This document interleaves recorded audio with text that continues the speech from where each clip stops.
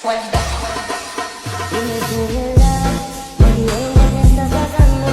Tú no sabes cómo estoy sufriendo, yo te lo tengo que decir. Cuéntame, tu despedida para mí fue dura. Será que te llevo a la luna y yo no supe hacerlo así. Te estaba buscando. Assalamualaikum warahmatullahi wabarakatuh.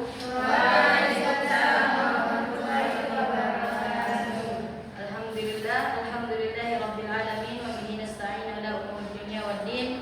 Wassalatu wassalamu ala asrofil anbiya'i wal mursalin wa ala alihi wa sahbihi ajmain. Amma ba'du. Sedikit juga dalam syukur, marilah sama-sama kita panjatkan kehadiran Ilahi Rabbi yang mana Dianya telah memberikan kita beribu-ribu nikmat, di antaranya nikmat kesehatan serta nikmat kesempatan, supaya kita bisa berhadir di ruangan kita pada menjelang siang hari ini. Salawat bertampaikan salam untuk Putra Abdullah Buhati Aminah Habibullah kasih Allah yang melapaskan Allahumma sholli ala sayyidina Muhammad wa ala alihi sayyidina Muhammad. Adapun yang paling kita hormati yaitu dosen pengampu kita, yaitu Ibu Fitra Fatmawati MSI Psikolog. Izinkan kami di sini memaparkan materi kami ataupun hasil diskusi kami tentang masalah permasalahan dan perkembangan pada peserta didik. Di sini saya sebagai pemateri pertama sekaligus moderator, di samping saya dan di sampingnya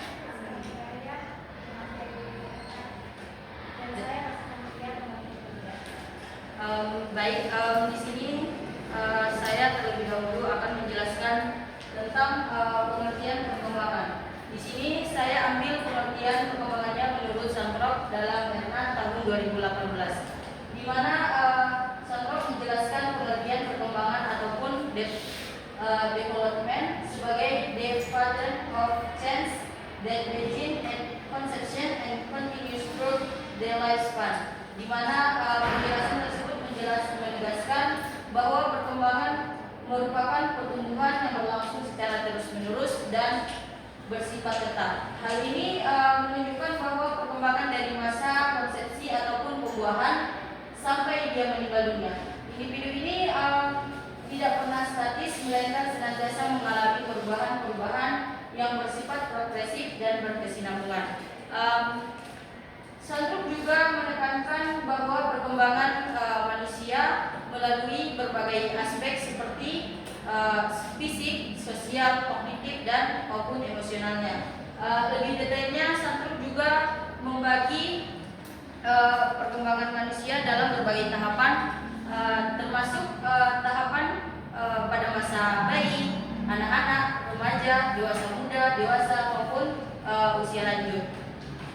Dalam perkembangan ini, tahapan ini memiliki karakteristik yang unik dan pengaruhnya terhadap tahapan-tahapan selanjutnya. Misalnya perkembangan kognitif pada anak-anak akan mempengaruhi cara berpikir dan cara menyelesaikan masalah pada masa remaja dan dewasa. Selain itu, Sandrock juga menekankan pentingnya berbagai faktor yang mempengaruhi perkembangan manusia, seperti faktor genetik, lingkungan, dan pengalaman. Di mana dengan interaksi antara faktor-faktor ini akan membentuk individu dan menentukan jalur perkembangan mereka. Dengan memahami konsep perkembangan manusia menurut Sandrock ini, kita dapat memahami bagaimana cara tumbuh dan cara berkembangnya manusia sampai akhir hayatnya.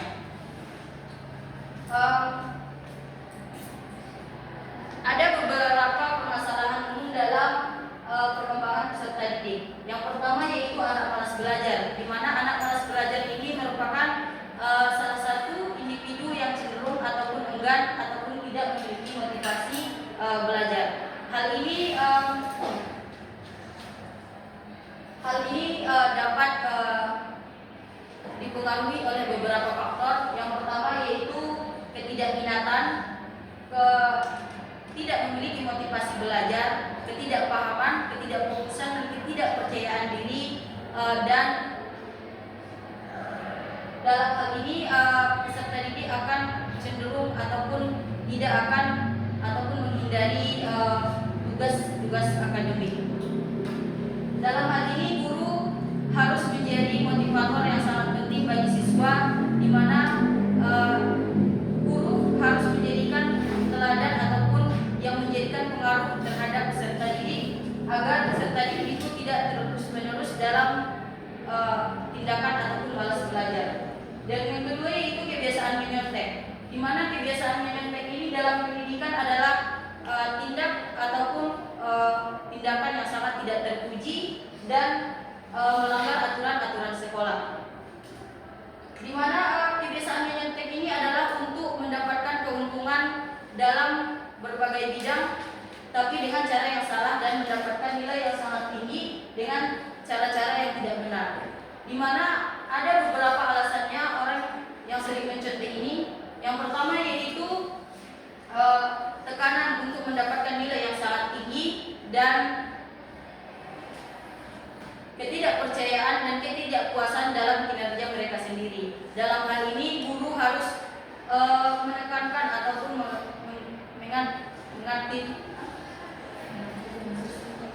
mengantisipasi dalam belajar maupun ujian, harus melihat tidak ada celah untuk peserta didik kita untuk mencontek. Dan yang ketiga yaitu suka bertengkar, di mana suka bertengkar ini adalah salah satu masalah dalam peserta didik, di mana bertengkar ini adalah suatu cara untuk mengatasi permasalahan dalam peserta didik kita, di mana pertengkaran ini bisa melalui beberapa faktor ataupun penyebab. Yang pertama yaitu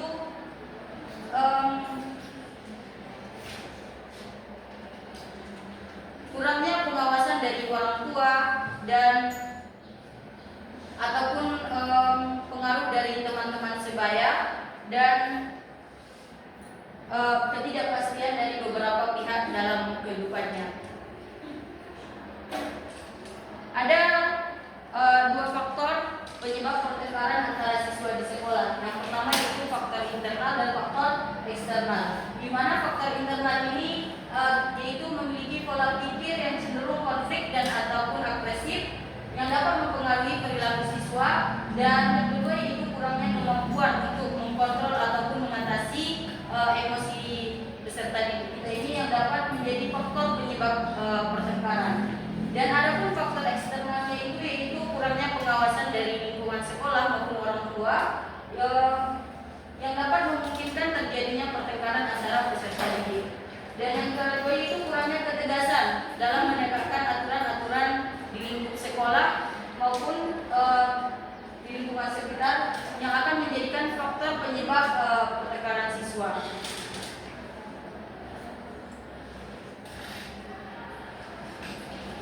Baik, di sini ada jenis-jenis permasalahan anak, di mana secara garis besar masalah yang dihadapi anak dapat digolongkan menjadi tiga, yaitu masalah-masalah yang berkaitan dengan keadaan fisik, psikis, sosial. Di mana yang pertama yaitu fisik, di mana perkembangan fisik ini terkait dengan keutuhan ataupun kemampuan tindakan panca indera anak, di mana kemampuan melakukan gerakan-gerakan sesuai perkembangan usia serta kemampuan untuk melakukan sesuatu dalam hal di mana anak yang mengalami masalah-masalah dalam secara fisik lebih lanjut, di mana anak-anak yang mengalami masalah-masalah fisik seperti gangguan panca indera, cacat tubuh, kegemukan, dan kurangnya fit dalam tubuh. Dan yang kedua yaitu psikis, di mana permasalahan psikis anak terkait dengan kemampuan psikologi yang dimilikinya ataupun ketidakmampuan mengekspresikan dirinya dalam kondisi ataupun tindakan-tindakan yang ingin dia ekspresikan. Seperti contohnya itu gangguan konsentrasi, intelijensi, dan berbohong dan lain-lain sebagainya. Dan yang ketiga yaitu sosial, di mana perkembangan sosial ini adalah di mana anak berhubungan dengan kemampuan anak dalam berinteraksi dengan teman sebaya, orang tua, orang dewasa, ataupun lingkungan pergaulan yang lebih luas. Dengan demikian, permasalahan anak dalam bidang sosial juga berkaitan dengan pergaulan ataupun hubungan sosial yang meliputi perilaku-perilaku seperti tingkah laku anak, seperti pemalu, anak manja, introvert, dan lain-lain sebagainya. Mungkin cukup sekian yang dapat saya sampaikan. Selanjutnya akan saya lanjutkan kepada pemateri kedua. Kepada saudari saya persilahkan.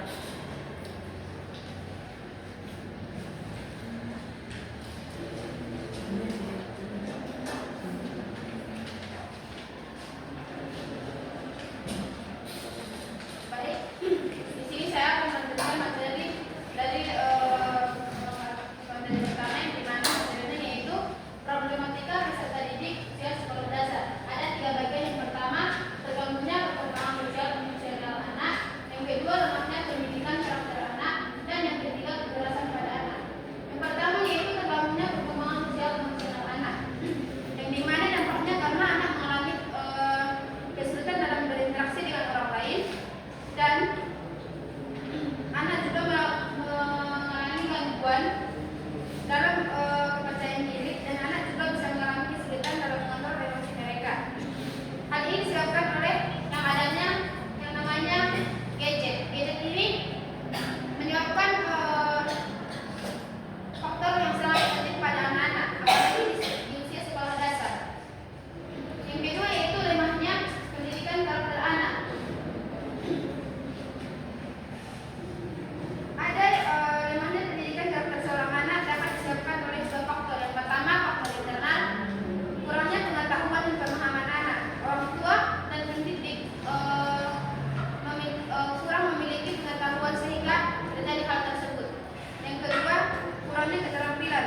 Orang tua atau pendidik juga mungkin memiliki kurang memiliki keterampilan yang cukup untuk mengembangkan pendidikan karakter seorang anak. Yang kedua itu eksternal, kurangnya dukungan dari orang tua. Dukungan dari orang tua memang harus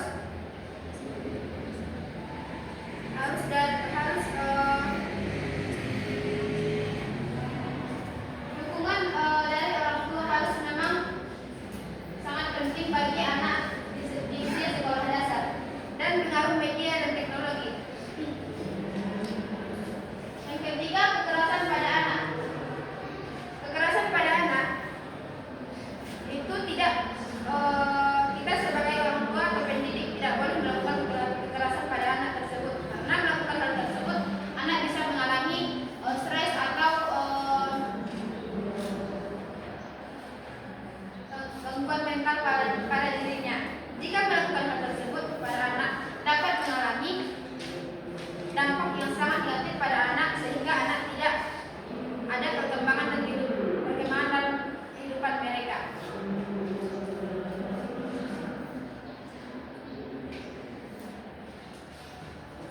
Selanjutnya, permasalahan belajar anak sekolah dasar. Di sini ada beragam permasalahan belajar pada anak usia sekolah dasar. Keberagaman permasalahan belajar pada siswa sekolah dasar itu antara lain: yang pertama, minat belajar, keterampilan berbahasa yang rendah, dan kemampuan matematis yang rendah. Faktor internal merupakan faktor dari siswa sendiri, yaitu faktor jasmani atau fisik dan kesehatan, faktor psikis atau kejiwaan, minat belajar dan bakat dan motivasi, dan faktor kelelahan fisik siswa atau Holiday Survey 2020. Baik, saya kembalikan kepada moderator. Terima kasih kepada pemateri kedua. Selanjutnya yang akan dilanjutkan kepada pemateri ketiga. Kepada saudari saya persilakan.